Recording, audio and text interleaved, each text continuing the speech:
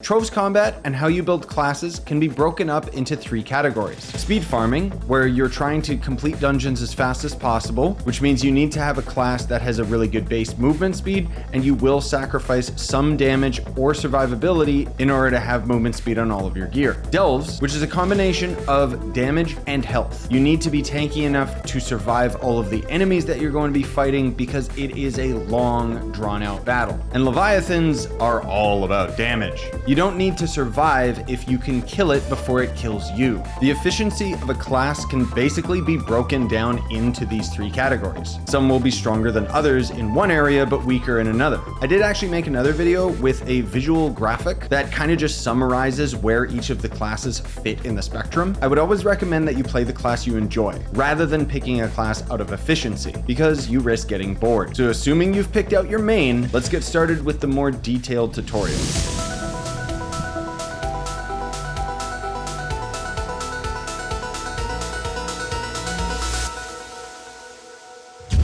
Die, fish! So first, let's talk about the Knight. Now, the Knight is a very unassuming class that you might think is not very good at anything, other than being adorable.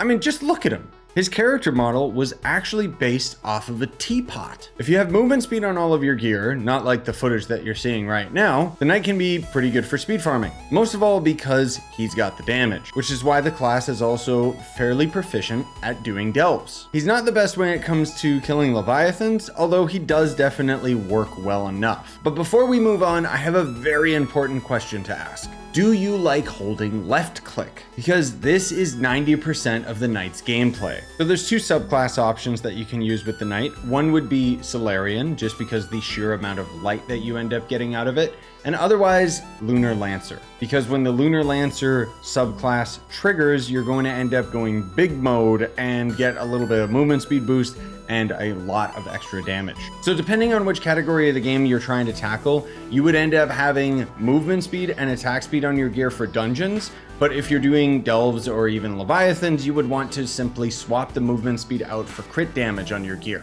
Now, the best crystal ring effect that you're looking for is Overcharge, which is going to end up giving you a movement speed boost after you use your dash ability. Now, I'm getting a little ahead of myself by mentioning this, but you obviously don't want to be using your class gem on the Knight. The banner you're looking for is just going to end up being the ones that you get from Leviathans. The best ally on slot is going to be Scorpius, because you get light, physical damage, health when an enemy dies, and movement speed. How do you get Scorpius? Well, if you come over here in the hub, there's going to end up being the skill tree. You're gonna have to go up the skill tree into here in order to end up unlocking Scorpius. While we're here, I should also mention that this is what I have for my star chart.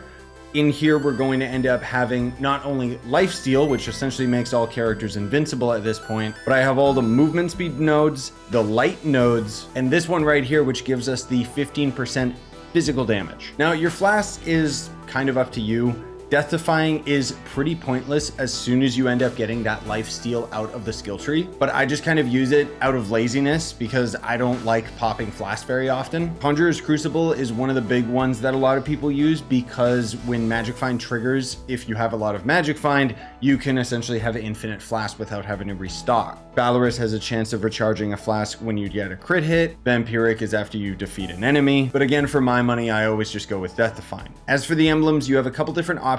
Martial Emblem is going to be a must, but when you're early on in the game, Sure Strike can be invaluable just when you're still struggling with your stats. And if you absolutely need survivability, you can use the Unyielding Emblem. But when you're at the true end game, you'll use Trailblazing for movement speed, or you could use the Beamer Emblem Eye just to give you a little bit of extra damage when you're fighting bosses. So the stats that you're going to focus on, I'm going to kind of summarize from a mid to end game. This is kind of ballpark estimate what you want to aim for. Just ignore the numbers that you're seeing on your screen and listen to the words that I'm saying instead. I do not have my Knight built up. You want to have around 80,000 base physical damage. Crit hit you want to get at 50 to 60% minimum, just because Sure Strike can end up helping with that. But your ultimate goal is to get to 100% crit hit, no more than that. Your crit damage, I would suggest 800 to 1000%. Again, all of these numbers are just a base minimum, and then you will work up from there. So now I'm gonna swap to my Shadowhunter because we're gonna be talking about gems, and I have all of my best physical gems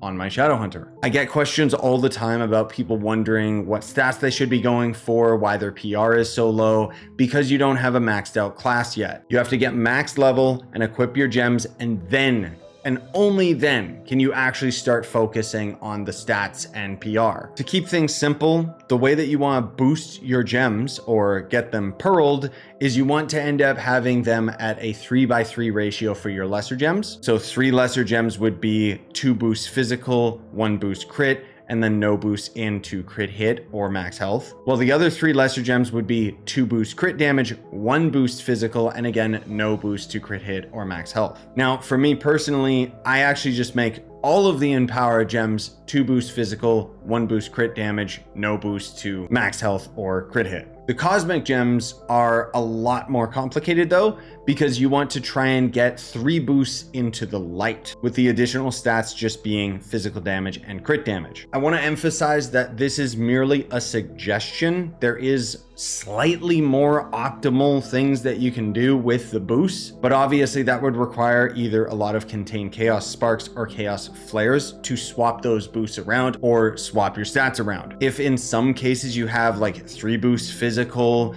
3 boost crit damage, like it doesn't really matter that much so long as your gems are maxed out. For your empowered gems, Pyro Disc is a must just because the movement speed boost that it ends up giving you. Now, the rest of the empowered gems don't matter that much. In fact, you're going to have 2 additional extra slots, which is 1 more slot than most classes have, because you don't want to have your class gem ability. The dash ability on the knight is far better than the ability you get from his class gem. And the funny thing is that your base attack is going to deal a lot more damage than your class gem ability does. Cubic Curtain is another gem that I would recommend just because the survivability it gives you, but it's not as mandatory as Pyrodisc. As for the Cosmic Gem ability, that depends because the Vampirium gem will end up giving you movement speed and life leech, so it can be more optimal if you're trying to speed farm, but Berserk Battler is going to be better for raw damage just because it's going to give you a lot more light.